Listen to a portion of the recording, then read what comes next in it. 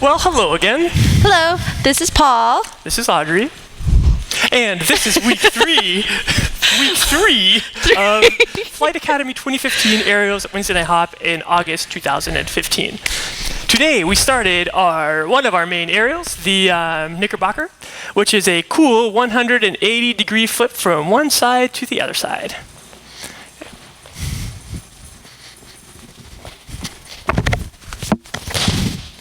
Cool. So the Knickerbocker is called Knickerbocker probably because knickers are flying in the air, I would imagine.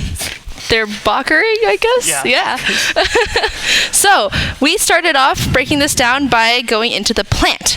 So the position for the plant for follows, our feet are somewhere between these 2 feet. Our right hand, very important, it is hooked like this on the lead's shoulder. And I am fully engaging and pulling on the shoulder. Yep. Okay. I'm also maintaining a monster crunch pose even as I'm just standing here. So not like this, not bent over, owning my own weight. Bases. My left hand is going to go around the follow shoulder. There are many ways to do this, but we're going to start with the hands around the follow shoulder. You can also go down onto the shoulder blade. Your feet are wider than shoulder width in your standard base position. And then we do this awkward position, which I'll show with the thumbs up. You're like, thumbs up, and then you're like, no, thumbs down. And what this does is it rotates your body from an upward position into a reverse position, so now I have a water pot that's upside down from where it was before. And the follow goes into that water pot. That's right. Like so. Now, I place my right hand around Audrey's hip bone. For your specific flyer and you as a specific base, it might be higher or it might be lower, wherever the center of mass was, and we did a few ways to find that out. Okay. At that point, we talked a little bit about our footwork as well and how we actually get into this. Okay, so flyers, our rhythm, again, is rock, step, up, down, up. The difference this time is that we are turning ourselves 180 degrees. So on our own, it looks something like this. Rock, step, up, down, up. Okay? And from this side, I guess. Rock, step, up, down, up. Bases. We are assuming that we are leading the aerial right at us, except we're in the lane that the flyer is going to go into. So check it out. Start here. The flyer is going to come forward and back up, so I have to get out of the flyer's lane and step to the side. So my footwork looks like this, from the back. 6, 7, and a rock, step, side. If you're ending up like this, you haven't gone quite out of the way enough, and you might crash your follow or flyer.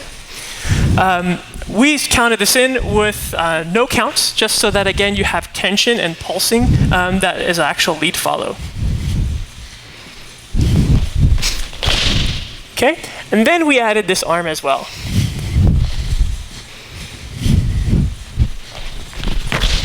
And we said freeze once you're down there, make sure you've already attached before you actually start. And follows, make sure that your hand is hooked and fully engaging on his shoulder. Next we did a up-down, and then we did a table. We're not going to describe these in great detail because that was the class, but we're just going to show first the up-down, and then we're going to show the table.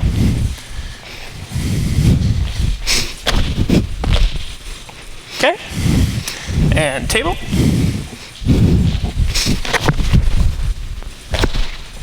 And we also said that spotters were especially useful as you start doing this in case you are having difficulty as you're learning your timing to lift the follow up into this table position.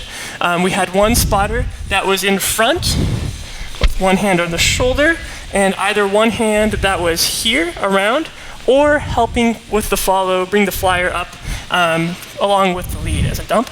We had another spotter that was in the back that was preventing the base from falling backwards like this in case that does happen. It's unlikely. At this point, most of you were able to go up into a table position from where we're going to continue the flip next time. And follows, if you are finding yourself having trouble with really figuring out what kind of a crunch pose you should be in, something that we did in class was to get down on the ground like this. and then maintaining this crunch pose like that. Yes. Bases, please be careful of your back.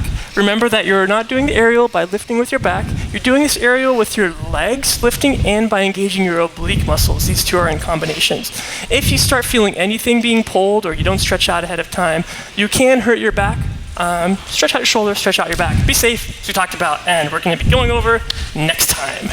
Great work today, guys. See you next week.